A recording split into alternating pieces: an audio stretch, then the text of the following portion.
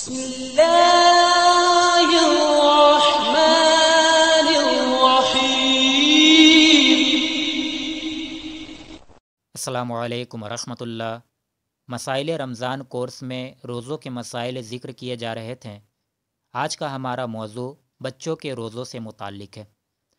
اولاً تو یاد رکھے کہ قرآن مجید میں اللہ تبارک و تعالی ارشاد فرماتا ہے، یا ایھا الذین آمنوا کتب علیکم الصیام، یعنی اے ایمان والو تم پر رمضان المبارک کا روزہ فرض کیا گیا، لہٰذا ہر عاقل بالغ مسلمان مرد ہو یا عورت اس پر رمضان المبارک کا روزہ رکھنا یہ فرض ہے۔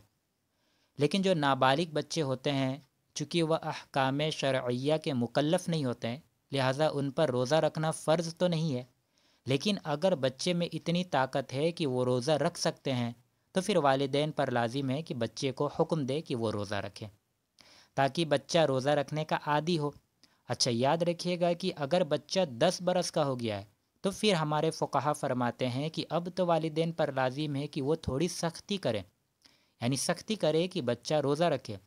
اگر ممکن ہو تو ہفتے میں ایک بار بچے سے روزہ رکھوایا جائے، یہ ناممکن ہو تو کم سے کم 10 دن میں ایک بار بچے سے روزہ رکھوایا جائے تاکہ بچہ روزہ رکھنے کا عادی ہو، اور جب وہ بالغ ہو اور جب اس پر روزہ فرض ہو جائے تو روزہ رکھنا اس کے لیے مشقت نہ بنے۔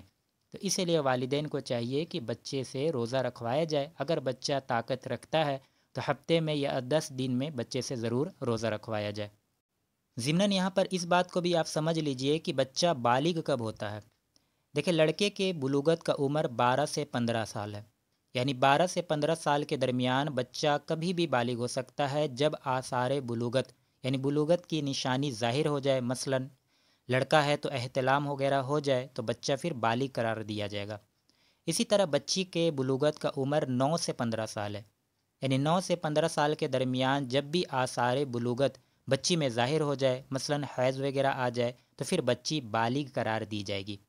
اور بالغ ہونے کے بعد جیسا کہ ابھی آپ کو بتایا گیا ہے کہ اللہ تبارک و تعالیٰ نے فرمایا کتب علیکم الصیام، یعنی ہر عاقل بالغ مسلمان پر روزہ رکھنا فرض ہے۔ تو اگر بچہ یا بچی بالغ ہو جائے پھر تو ان پر روزہ رکھنا فرض ہے۔ تو اگر بلوغت کے بعد بھی والدین اگر انہیں روزہ نہ رکھنے دے تو پھر یاد رکھیے کہ ایسی صورت میں والدین بھی گناہ گار ہوں گے اور بچہ بھی حرام کا مرتکب ہوگا۔ اچھا، بعض والدین یہ بھی کرتے ہیں کہ بچہ بالغ ہو چکا ہوتا ہے اور وہ روزہ بھی رکھتا ہے لیکن والدین اس کے روزے کو توڑوا دیتے ہیں، تو پھر یاد رکھیں یہ تو شدید گناہ ہے کہ بلوغت کے بعد بچے کو روزہ نہ رکھنے دیا جائے، اور روزہ رکھے تو وہ اس سے توڑوا دے تو پھر یاد رکھیے کہ ایسی صورت میں بچے پر کفارہ لازم آ جائے گا۔ یعنی ابھی تو آپ نے ایک روزہ توڑوا دیا تو بعد میں پھر اس پر 60 پلس 61 روزے یعنی قضا کے 61 روزے رکھنا ایک روزے کے بدلے اس پر لازم ہو جائے گا۔ یہ تو اور وبال ہو گیا اس پر۔ لہٰذا والدین کو چاہیے کہ اگر بچہ نابالغ ہے تو پھر اسے روزہ رکھنے کا حکم دے، ممکن ہو تو ہفتے میں یا 10 دن میں ایک بار روزہ رکھنے کے لیے اسے کہیں اگر اس میں طاقت ہے تو۔ لیکن اگر بچہ بالغ ہو گیا ہے تو پھر یاد رکھیے گا کہ پھر تو اس پر روزہ رکھنا یہ فرض ہے۔